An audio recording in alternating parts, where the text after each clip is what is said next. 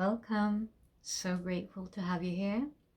Today, I want to talk about something close to my heart again, and something that I'm asked fairly often about my work, which is how do I relate the work I do with trauma integration and emotional integration with yoga? And it is a very good question to ask. In fact, I'm kind of writing a book about it. It's a very good question to ask because if you listen to the yogic masters talk about emotions, it's easy to get the impression that it's all about transcending the emotions, transcending the physicality so as to be able to experience your transcendental nature, the essence of who you are. And especially if you consider yourself on a path of yoga or a Buddhism that is non-tantric, then that transcendence is the entire aspiration of your journey. So it makes sense, if that is you, that it feels unintuitive to use emotions, going deep into emotions, going deep into the past, into integrating the past, using that as a tool for yoga. If you stay with me through this episode, I hope you'll find a few very good reasons that it's actually a very good idea, even if you're on a transcendental path. Okay, now I consider myself to be more on a tantric path, which to me means I'm interested in that transcendence, but as it plays out into everyday life. So I want to experience life completely and fully. I want to feel every emotion fully, regardless of what it is. I want to be able to experience all the sensations, everything in my field of experience with full presence, while still being centered in my essential nature. So that is a very deep level of integration, and it might sound a bit lofty, but I hope that as you join me through this episode, you'll find that it's actually very practical and outlined in yoga how to do just that. And it's very much possible in my experience to approach this in little steps. Okay, so let's begin with our experience here and now.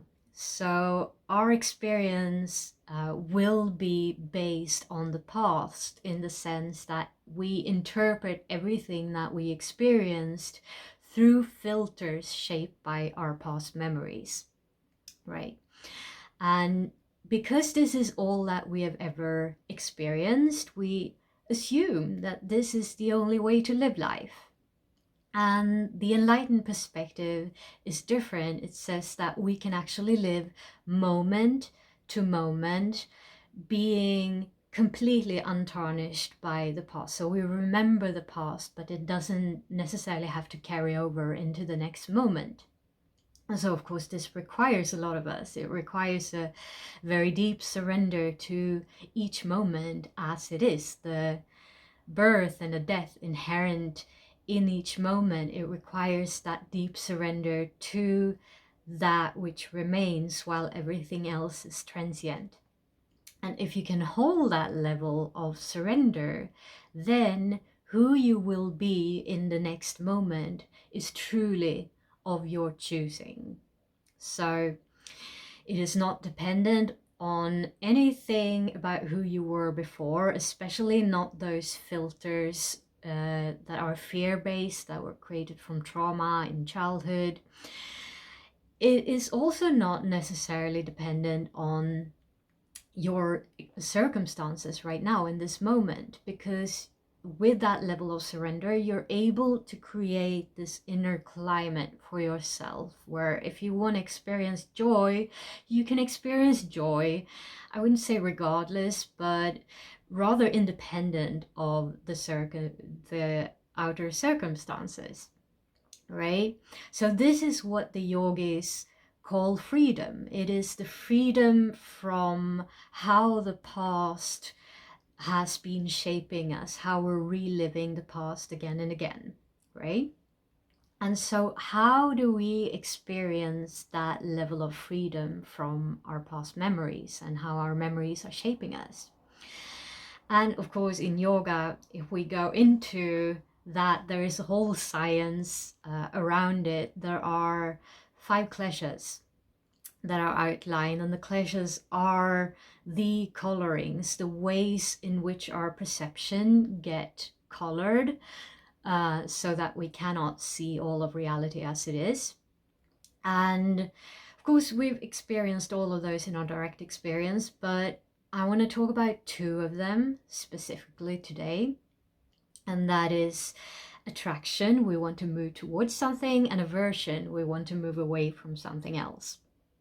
And since these are just 2 sides of the same coin of attachment, I will just call it that. But actually, I don't. I want to be a bit careful about the term releasing attachment, because I feel that it can easily be misused and misinterpreted to our own detriment.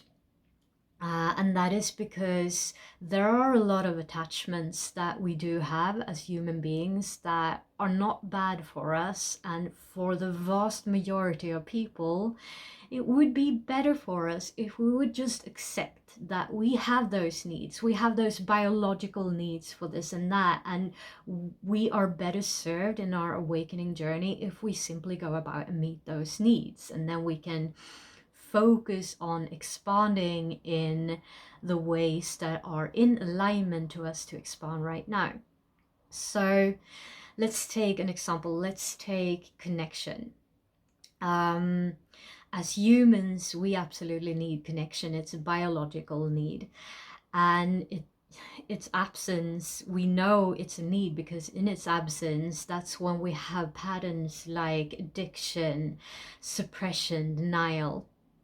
So any so-called spiritual teachings that would suggest that we don't need connection are denying our biology, essentially.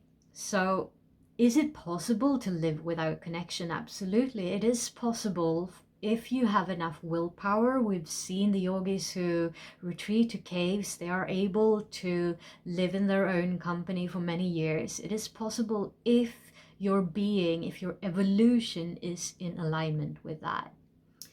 Is it beneficial? It can absolutely be beneficial if it is in alignment with you for a period of time. But is it essential for enlightenment or for the awakening journey? The more I have looked into this question myself, I feel it's actually probably detrimental for most of us, because we don't have the underlying motivation intrinsically to experience that. It's more like it's a value that a thought system has imposed on us, and we think we need to comply with. And so instead of that being a liberating practice, it will act simply as suppression, as denial of our biological needs. So what happens instead is that we fall into resistance to our biological being, to our physical existence here. And in my opinion, resistance is the opposite of enlightenment. Life is suffering because we resist it. Even the Buddha taught this, okay? So think about it. If we resist something, that very act of resisting is a pushing away. It's taking that as being other than ourselves. And so we have already created separation.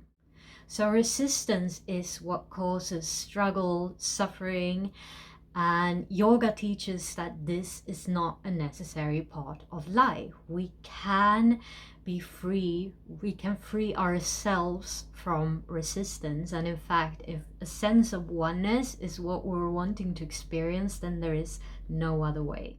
So that begs the question, how do we release that resistance?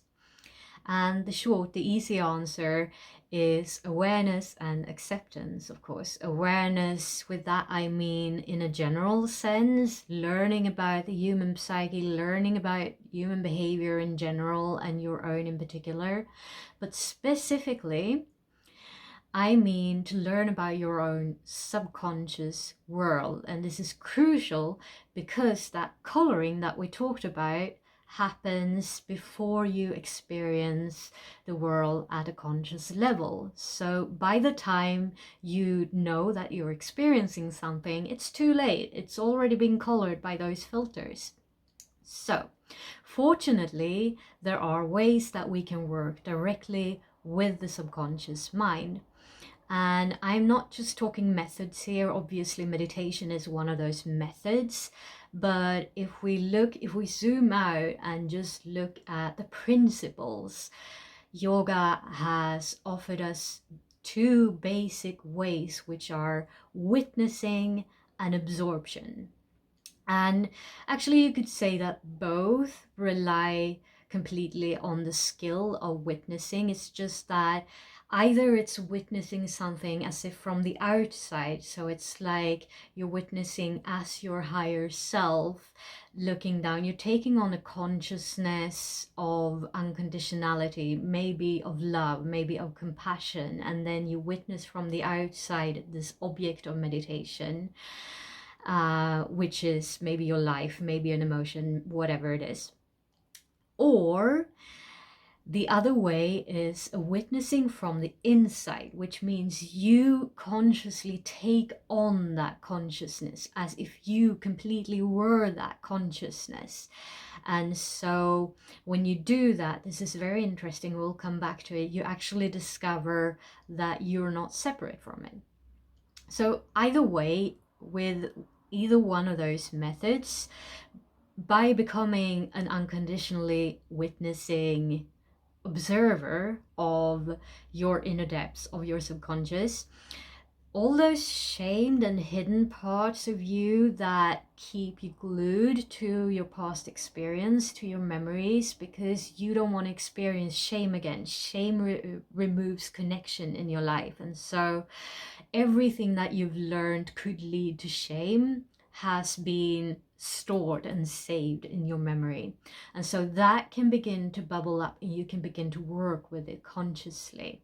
And so let it go.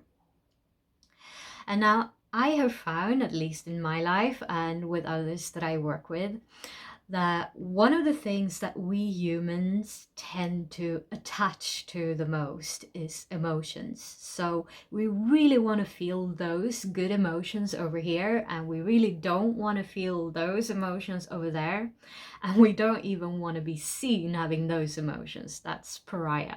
Okay, so we create a lot of separation within ourselves around emotions. And so my work really is learning to witness an emotion completely unconditionally, and also to learn to allow our consciousness to be fully and completely absorbed in that state of consciousness, whether it's an emotion or a sensation or whatever it is.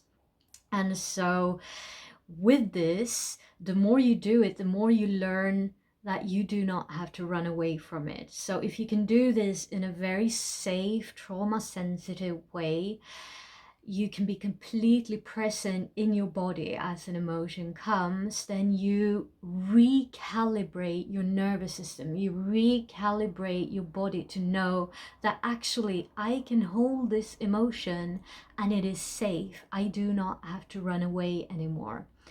And as soon as you become able to truly do this with no resistance, and it's a practice, but the better it gets, the better it gets. When you can reach a no resistance relationship with that emotion, then what you will feel around it, especially if it's something that you've really avoided, is deep relief, deep peace. You do not have to struggle anymore. Life feels so much lighter, so much easier. I see this again and again in myself and others. But it's even more profound than this peace. And now I want to get more into yoga again. So there is a term in yoga for full, complete absorption into any object of meditation, and that word is Samadhi. And that means that you focus so completely on that object of meditation that you take on that consciousness, and that is all the consciousness that is in your experience. And so when you do this completely and fully, and again, this is a practice, you learn that this is in fact just a consciousness. Okay, and you learn that if you would do this with not just one emotion, but then with another emotion, and then with another emotion, or another object of meditation, such as breath, or an object that you're watching, you learn bit by bit that these are only states of consciousness. They do not have an inherent sense of self. And even when you go back into your own normal, everyday, kind of complex mix of consciousnesses, then you begin to recognize little by little that it's just an energy. It's an energy in the physical, and it's a consciousness, and it's not who you are intrinsically. So there is both this realization that you are all of it, because you can take on any consciousness and nothing is separate from you, and there's also this realization that you are none of it, because the only thing that carries over from one state of consciousness to the other is your awareness. That is the only thing that stays. And so you become more and more intimate with that stays. Okay, so this is why I feel this is so profoundly a way of integrating yoga. I feel that every single emotion that we can experience is absolutely a portal to awakening, because we recognize with full absorption into that emotion that it's both us and not us. And the more of these emotions or any other things in life that we become able to establish our center within, so we become able to hold it completely and yet remain in the awareness that we are that awareness, the more we can then go out in life, in human life, which is messy and has all of this range of emotions, and we're not shook out of center. Okay, so I'm getting a bit passionate here because this is my experience. This is actually true. This is a gradual work that we do bit by bit, becoming more and more comfortable with all these different states of experience, states of existence that we can experience in our life. Until one day there is just nothing that sways us anymore, because we know who we are. Right? We're able to connect to that even when the circumstances are wild.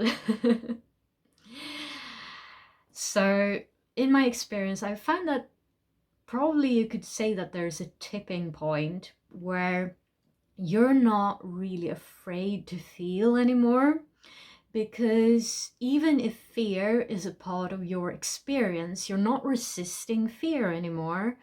So you can embrace that and keep that close and still go on living your life and doing what it is you want to do. And so this is the point when you are able to live life fully, no regrets, no looking back. And this is also the point where, because you're not resisting anything in your experience anymore, you're not having that attachment, you allow any experience in, you are able to see things as they truly are. So you're free from the colorings of your past. So to recap, there are two essential ways in which you can approach this realization. There is either absorption, where you fully and completely go into your experience and allow yourself to feel every detail of it in its entirety. Or you can keep this slight distance. You keep another consciousness, which is, if we were to call it a high-level consciousness, we choose a consciousness such as love, such as compassion, such as joy, and we witness this other state of consciousness that we want to learn about, that we're curious about, from this state of consciousness, right? And both of these work in tandem, they complement each other. And so you learn with them both that you can both be all these things that you experience, and you learn that you're actually none of it. And if this still sounds a bit mystical to you, then I encourage you to practice both of these tools. I practice them every day. And in fact, the healing tool that I use the most in my work, the completion process, is, in my opinion, it's built around this realization of these two strategies, or these two ways of interacting with the world. And so I don't think it's a coincidence that after more than a decade of healing myself, this is the one tool that I feel is the most complete, is the most efficient at integrating ourselves at the spiritual and the physical level and integrating those together. It's because it works with both of the perspectives, so to say. And I've seen when using this tool on myself that the more I release my judgment towards my own emotions, the more I'm able to just live my life as it is and allow it all in and enjoy it. And also, I've seen that the more I can hold that safe space for emotions within myself, that ripples outwards. And so, for example, with my clients, I'm able to hold that completely safe, unconditional presence with them so that they can begin to learn to change their own relationship to their own emotions. And so I feel that this is a profound way that we can be the change that we want to see, all of us, because we can all work on our own internal states and then just simply see that ripple out naturally from ourselves. And so I hope that that helped clarify a little bit where I'm coming from. If there are still questions you need to ask, or if there's something to clarify, then please drop a comment below. I'm so grateful that you joined me today, and I hope to see you next time. Namaste.